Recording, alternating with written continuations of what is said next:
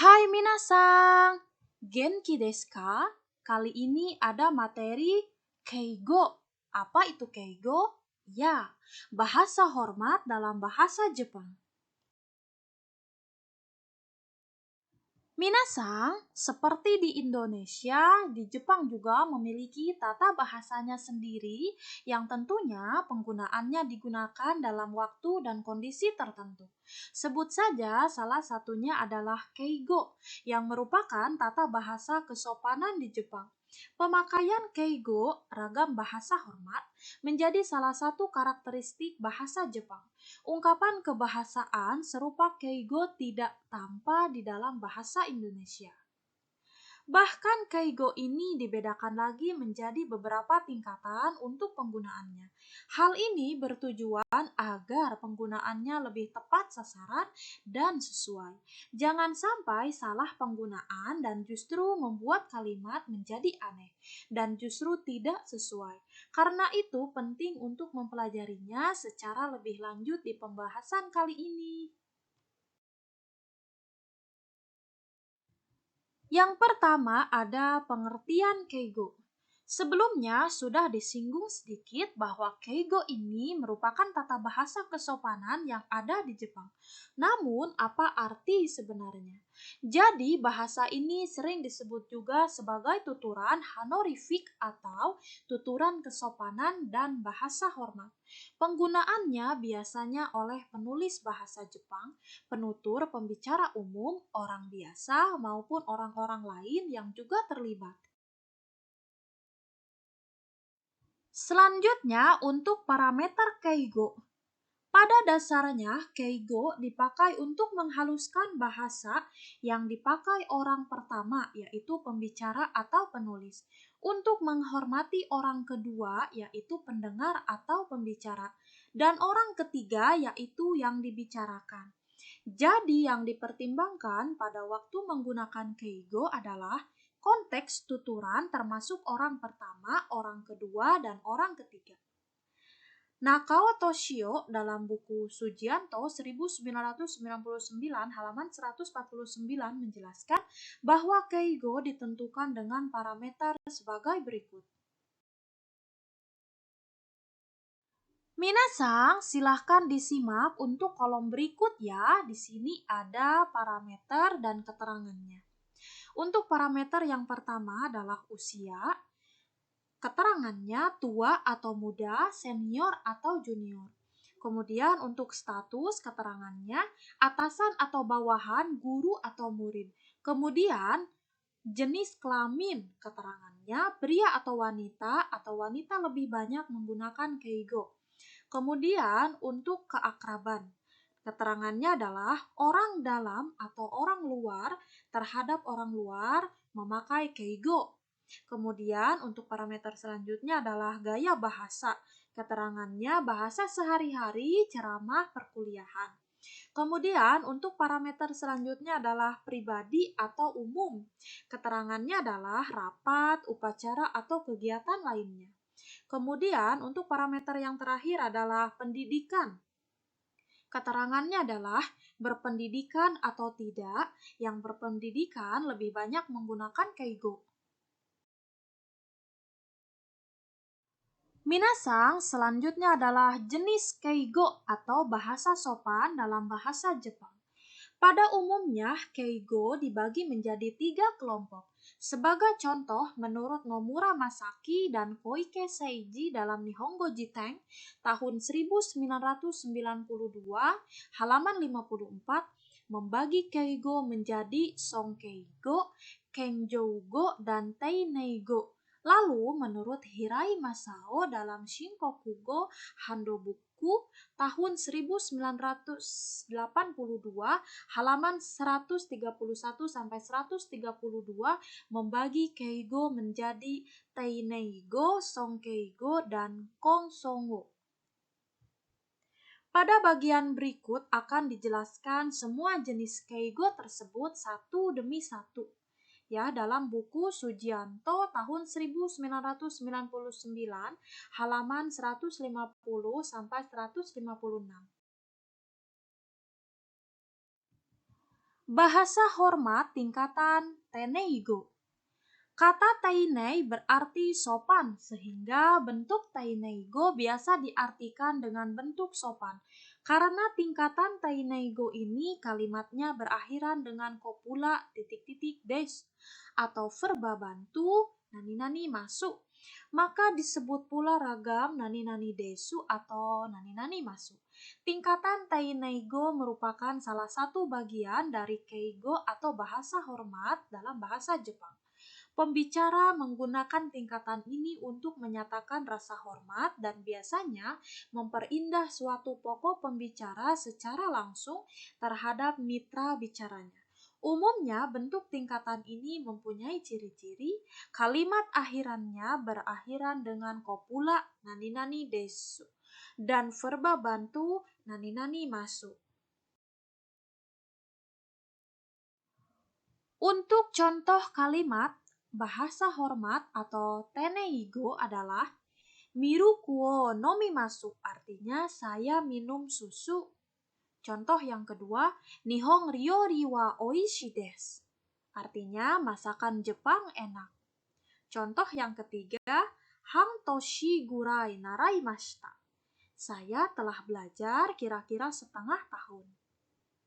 Contoh yang keempat, kono ryori wa oishiku nai desu, artinya masakan ini tidak enak.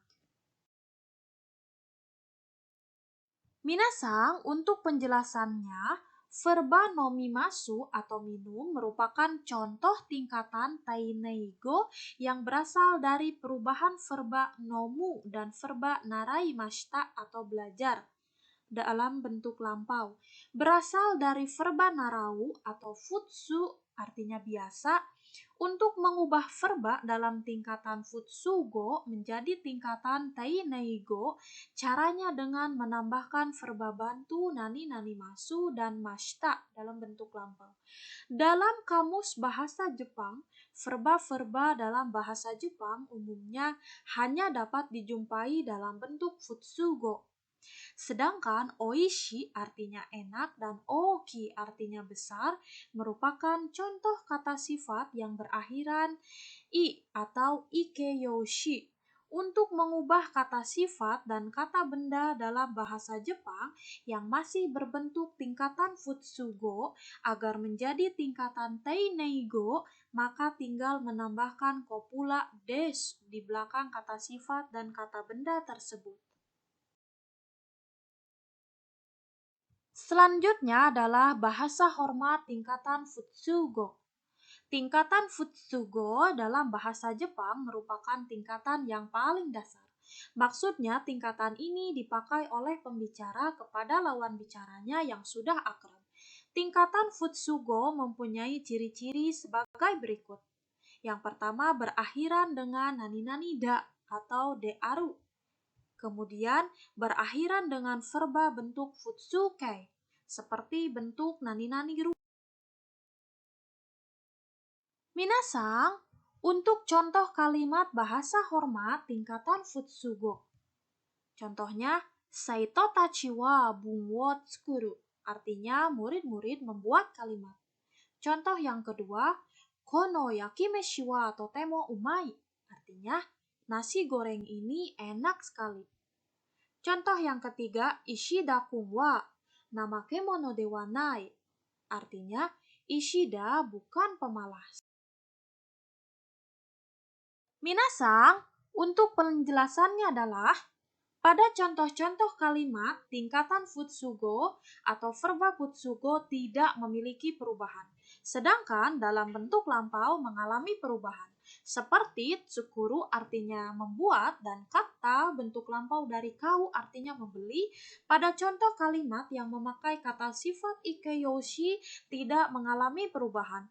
Hanya saja jika kata sifatnya berubah menjadi bentuk negatif, maka cukup menambahkan nani-nani nai atau nani-nani dewanai atau kata sifat berakhiran nani-nani nai atau kata benda di belakangnya. Sedangkan pada kata benda tinggal menambahkan kopula da.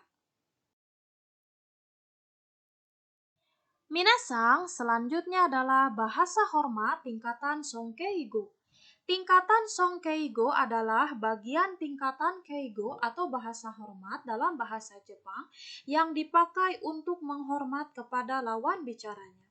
Umumnya, tingkatan ini verbanya mempunyai ciri-ciri mendapat imbuhan verba bantu o ni naru atau nani-nani rareru, serta mempunyai bentuk verba khusus dalam Songkeigo dan nominanya berimbuhan prefiks go atau wo. Minasang, berikut adalah contoh kalimat bahasa hormat atau Songkeigo. Contohnya, Oka-sang no namae wa nanto oshaimasu ka? Artinya, siapa nama putra Anda?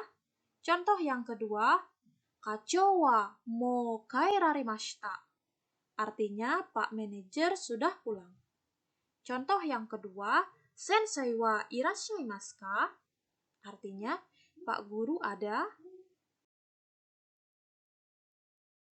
Minasang, untuk penjelasannya adalah, pada contoh kalimat tersebut, verba nasaimasu artinya melakukan berasal dari verba shimasu yaitu teineigo. Kemudian verba suru yaitu futsugo dan oshaimasu artinya berkata berasal dari verba iimasu yaitu teineigo, kemudian verba iu yaitu futsugo. Contoh perubahan verba Songkeigo dari Teineigo dan verba Teineigo dari Futsugo mengalami perubahan yang cukup dinamis. Aturan tersebut sudah paten ditentukan dalam verba khusus dalam aturan yang ada dalam tingkatan Songkeigo. Kemudian ada juga verba futsugo yang diubah menjadi tingkatan Songkeigo dengan menambahkan verba bantu nani-nani ni naru dan verba bantu nani-nani reru. Contoh, kai ni narimas berasal dari kau yaitu futsugo yang artinya membeli dan kaeraremasu berasal dari verba kaeru yaitu futsugo artinya adalah pulang. Selanjutnya adalah tingkatan Kenjogo.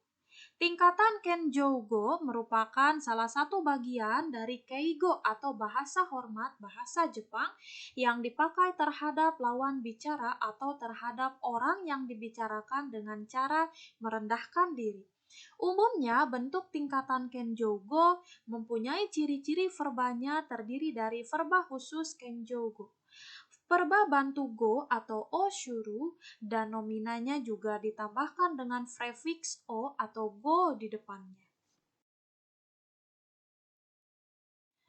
Minasang, untuk contoh kalimat bahasa hormat Kenjogo adalah Watakushi wa Amerika kara mairimashita. Artinya, saya datang dari Amerika. Contoh yang kedua, Kaisha no naka o goannai shimasu. Artinya, saya akan memandu dalam perusahaan. Contoh yang ketiga, Kino sensei no otaku e ukagaimashita. Artinya, kemarin saya berkunjung ke rumah Pak Guru. Penjelasannya adalah, dalam tingkatan Kenjogo, kata kerja golongan 1, kata kerja golongan 2, dan perubahan verba dari bentuk futsu ke teine dan verba dari teine ke Kenjogo juga mengalami perubahan bentuk yang cukup dinamis. Misalnya verba mairimasu, yaitu Kenjogo, berasal dari verba kimasu, yaitu teineigo, kemudian dari verba kuru yang artinya datang, yaitu futsugo, dan verba ukagaimasu, yaitu Kenjogo, berasal dari kata uchi e ikimasu, yaitu teineigo, kemudian dari verba uchi e iku, yaitu futsugo. Aturan tersebut sudah paten ditentukan dalam bentuk verba khusus dalam aturan yang ada dalam bentuk Kenjogo. Untuk materi penjelasan tentang Keigo atau bahasa hormat dalam bahasa Jepang, saya akhiri ya. Jika ada pertanyaan dan masukan, silakan kalian tulis di komentar ya. Sekian dan terima kasih. Arigatou gozaimashita. Sayonara.